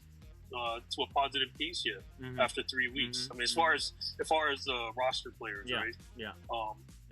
So they can keep that going. There'll probably be some cases eventually, but right now it looks like everybody. I mean, we don't have anybody going off, and exposing themselves to risk, right? I mean, that as far as we know. And if they were, people would just turn on their phone to take a picture or video. Hey, look, there's so-and-so. He's a starting running back, and he's over here, without a mask on, talking to 10 people.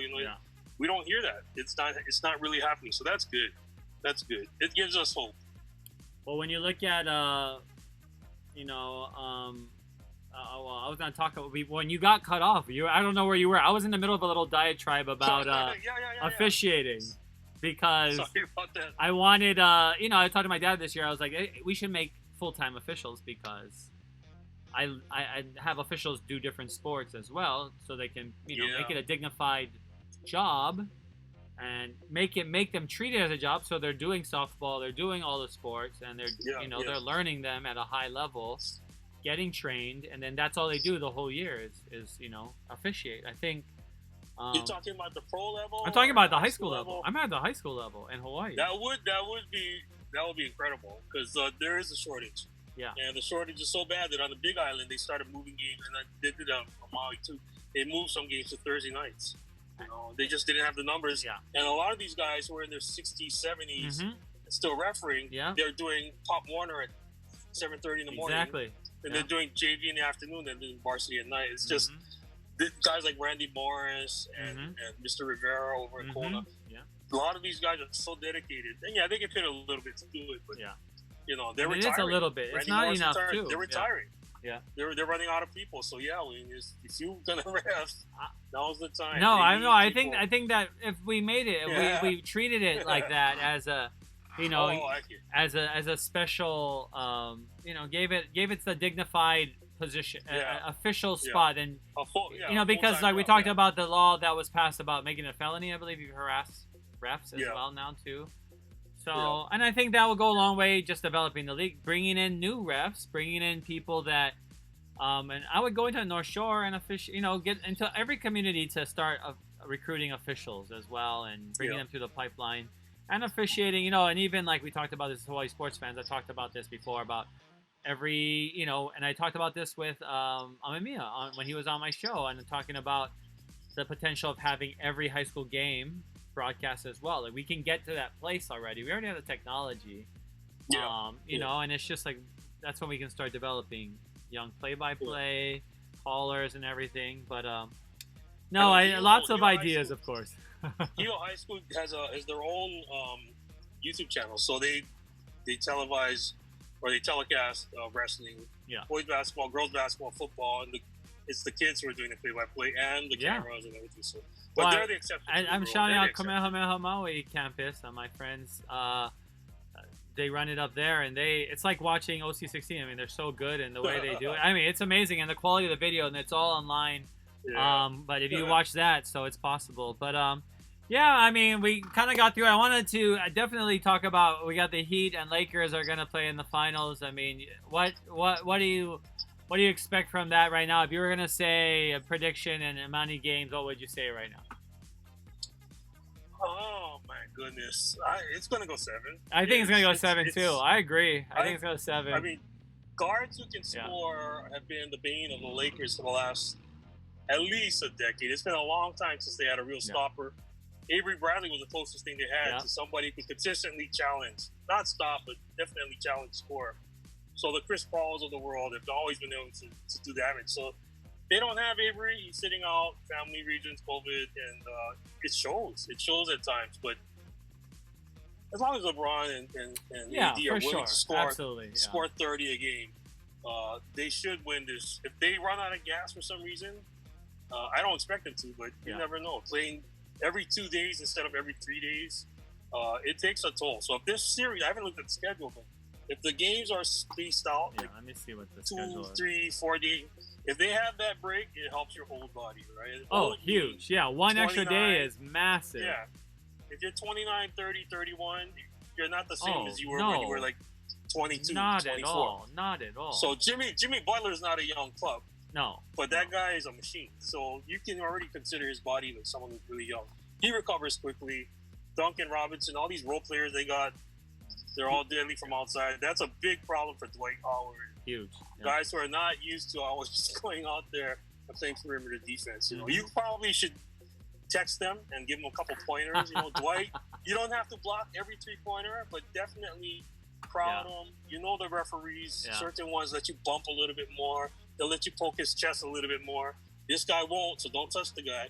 They have to know all these little nuances because if they don't adapt to the referees, they're going to get eaten alive by these guys. They're all basically 5-0, right? Mhm. And if you got Mhm. one guy who can't cover out there, it's over, man. That game is over. You're down 0-1. You're gonna have to come back. It's a climb. It's a Yeah, climb. I think- Miami scares me. No, Miami is scary. very scary, and they're gonna pose some matchup issues. I mean, we didn't talk about Bam Adebayo, who can take the ball Yeah. down the floor himself. Yeah. I mean, yeah. not only is he a force in the post, but he brings the ball down. Now everybody brings the ball down. Who doesn't bring the ball Yeah. down the court now? Yeah.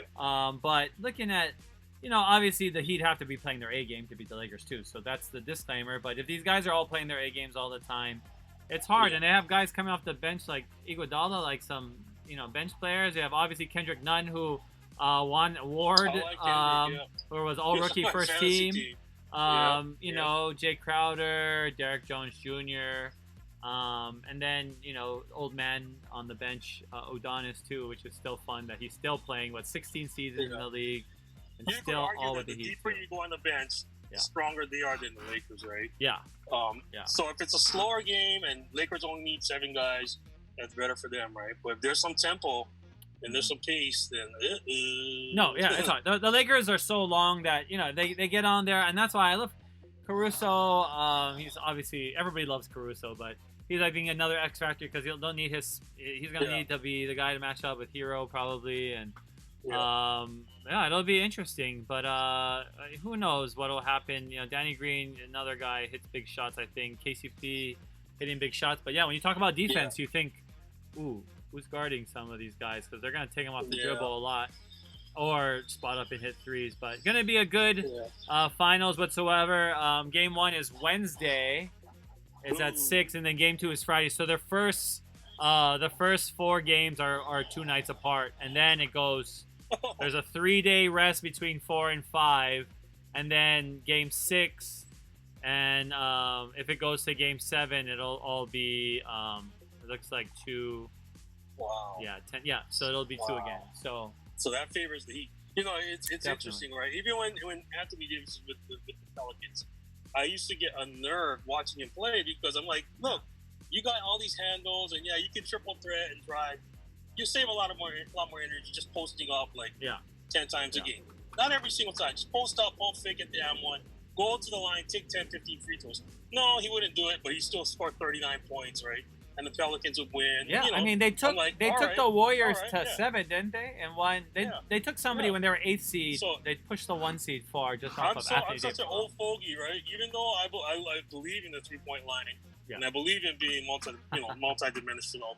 I course. didn't like seeing a 6'11" guy just launching 18-footers all day. Of course, yeah. Or worse yet, like a 21-footer, like 1 foot in front of the 3-point line. And AD would keep doing that, right? And now he can hit the 3. Yeah. It's been 3 years since then, 2, 3, whatever. And he's consistent with that jump shot. So it's like, all right, you don't want to change a guy's game, right? Yeah. He's good at what he does.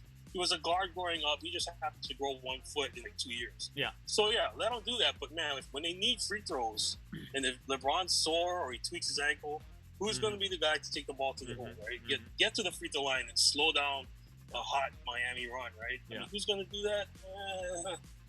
I'm kind of worried, right? Yeah. But if they don't do that, they won't be getting 30 free throws a game. They'll be getting 12 to 17, 18. That's not enough. It'll be very interesting to see, like you said, the energy level, what it'll be of the Lakers, because they wanted this to be a quick series, and luckily the Nuggets series didn't go long. It was only 5 games, Yeah. so they were able to hold up. But the Lakers also, I think, benefited from the long layoff as well, in my opinion, because they were playing at a pretty high clip and playing significant minutes in February and January, which was confusing to me. Yeah. And And I then thought I those- was like, those- why is he doing this, LeBron? Those Speaking of LeBron. last 3, 4, 5 games, they weren't playing their best basketball. No. They Yeah, had a nice true. run, and then right before everything shut down, they kind of were like a little bit wobbly. So yeah, it worked out pretty well. Yeah. I'm just glad that we got to this point where there's going to be NBA Finals. Yes. It's Yes. even though it's strange to have it in September, October. I mean, now we're kind of used to it, and hopefully next year from now on they just play like a 72 game schedule, 64 game schedule. We don't need 82 games. Yeah, even though I I agree. love it for fantasy. Same, I Fantasy agree. basketball, Yeah. I love it, but we don't need it. 64 is fine. Save these guys' legs. Yeah, exactly. I Quality want to over see the quantity. playoffs. I want to see a high-level Yeah. playoff. Yeah. But But speaking if of I'm an playoff, NBA owner, yeah. if I'm an NBA owner, I want more games. It's more money, right? Yeah. I don't want to minimize these guys. So yeah, it course. goes both. What's really cool about playoffs, speaking of playoffs, is the MLB. It's having 8 teams in each side of each league is going to be able to make it this year, and it'll be fun. I think the Reds snuck in this year. Some surprises. White Sox snuck in on the AL side. Marlins are in again the first time. The Marlins. Did you see something? The Marlins have never lost a playoff series ever. I heard that. They've never lost a playoff series in the history of their franchise. They're always like boom or bust. Because they only win the World Series or not. Yeah. And then the next year they just strip everything How down. amazing is that? Yeah, I mean, it was so crazy. But no, I mean... So is Jeter a great owner yet? Or is he still, you feel like, he's almost there? I feel like he's getting there. Jeter, and I feel like he's just... It's also a branding thing with him, too. I feel like it's all a part of his... You have J-Lo on your side. You're trying... This is the Hollywood thing. That's why...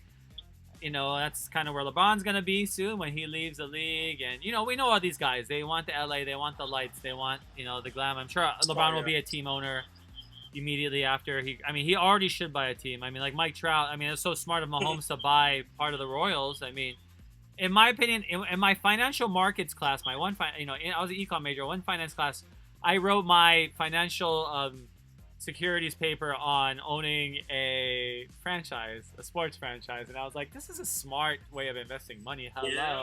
Which I still believe in as well. In the 70s, pro sports was just starting to boom, right? And it was nothing like it is now. Mm-hmm.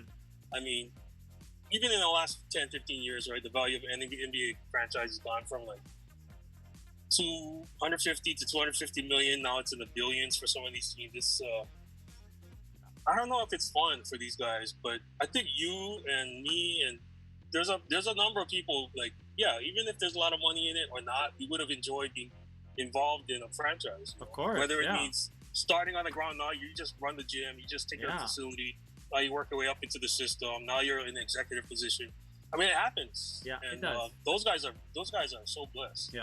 What a life. But I mean, the thing is, like, we don't have to amplify to this NFL level. Even when you shrink it down to giving people a sports experience in a minor league, or, I'm looking at bringing, minor league women's soccer or Northwest professional women's soccer. I think would be fit in really well in Hawaii. But it is all about that. At the end of the day, it's a business, and we want to see it flourish like anything else. I mean, Division I football is a business, and of course I have to bring up UH football right now because the Mountain West made that announcement.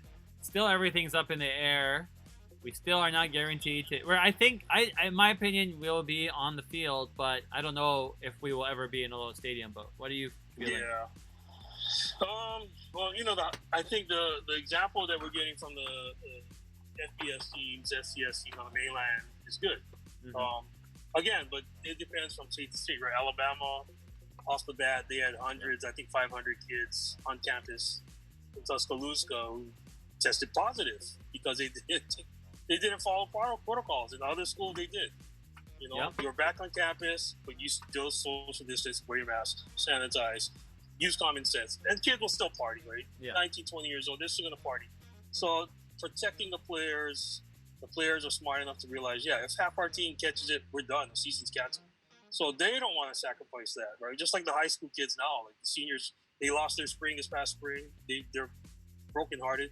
And the kids who are seniors now, they saw that and said, we don't want to mess this up because we want to have a senior season. So the players themselves will be okay. It's just the people, the surroundings, the environment, the standards, do you value having a sports team on your campus? If you do, then wear your mask when you go to your friend's dorm or whatever. Mm-hmm. If you don't give a rip, then you're just going to be a spreader. Mm-hmm. And people don't want to hear that, but that's what it's going to take. And it's selfish because I'm a fan, you're a fan. It's selfish of the institution because they depend on football money. It's selfish of the NCAA because they've been raking these amateur athletes for billions of dollars over the years. But from a fan perspective, I just miss playing NCAA football from EA Sports.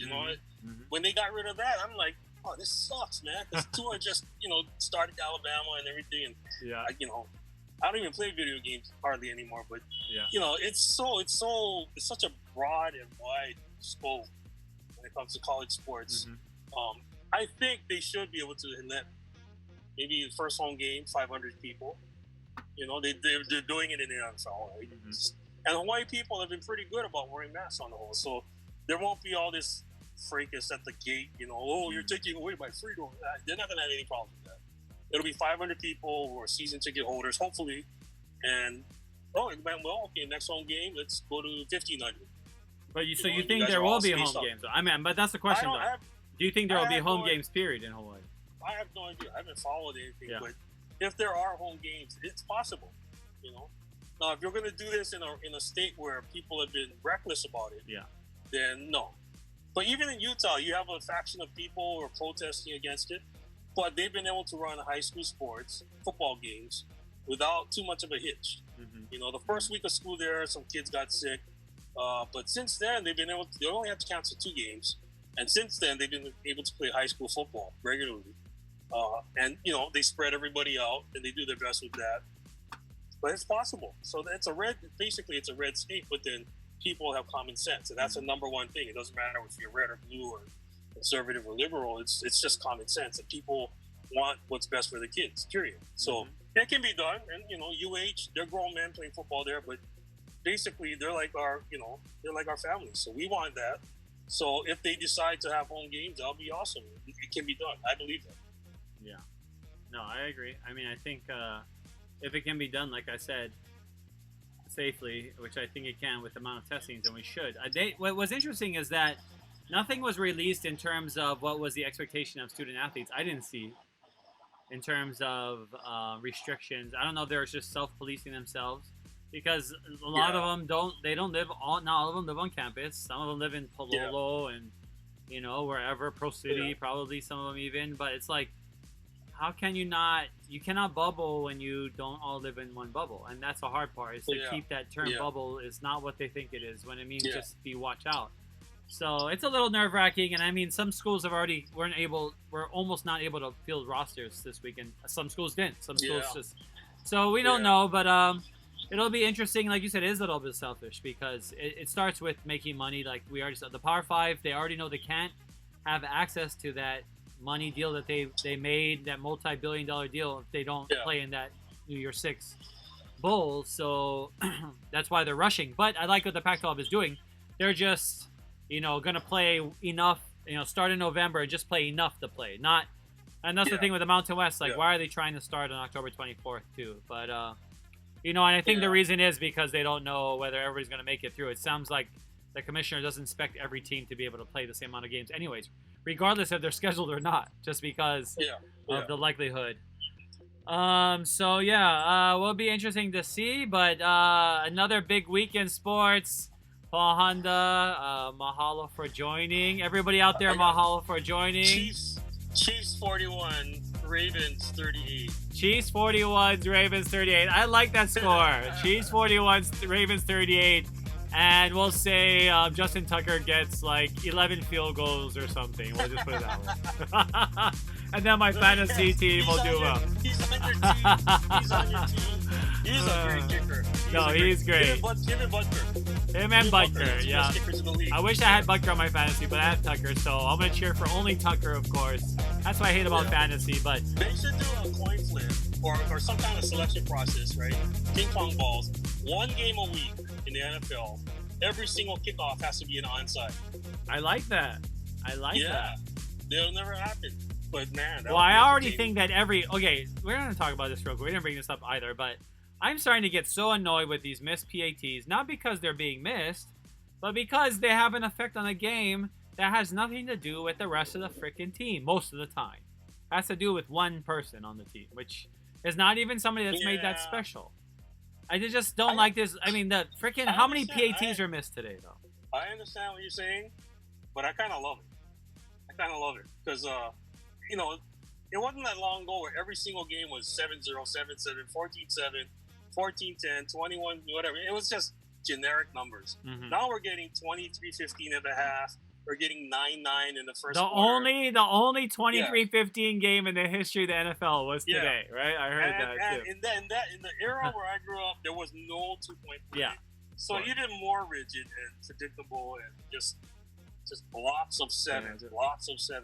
Yeah. So yeah, I understand what you're saying. Kicking shouldn't be that much of a factor because it's not. Well, I mean, I feel like you could. But I do enjoy it. It's less predictable. Okay, yeah, I'll give for sure. It just kind of feels like you're nullifying some really outstanding performances by people who deserve to be known after the game because you like blew a kick or something, and it's just annoying. But all right, well, before we get on another soliloquy, one of us pull out of our pants like we have been. Paul Honda, thanks for joining us. Everybody out there, thanks for joining us. Week 4, we'll have to bring it back. Take care, guys. Aloha.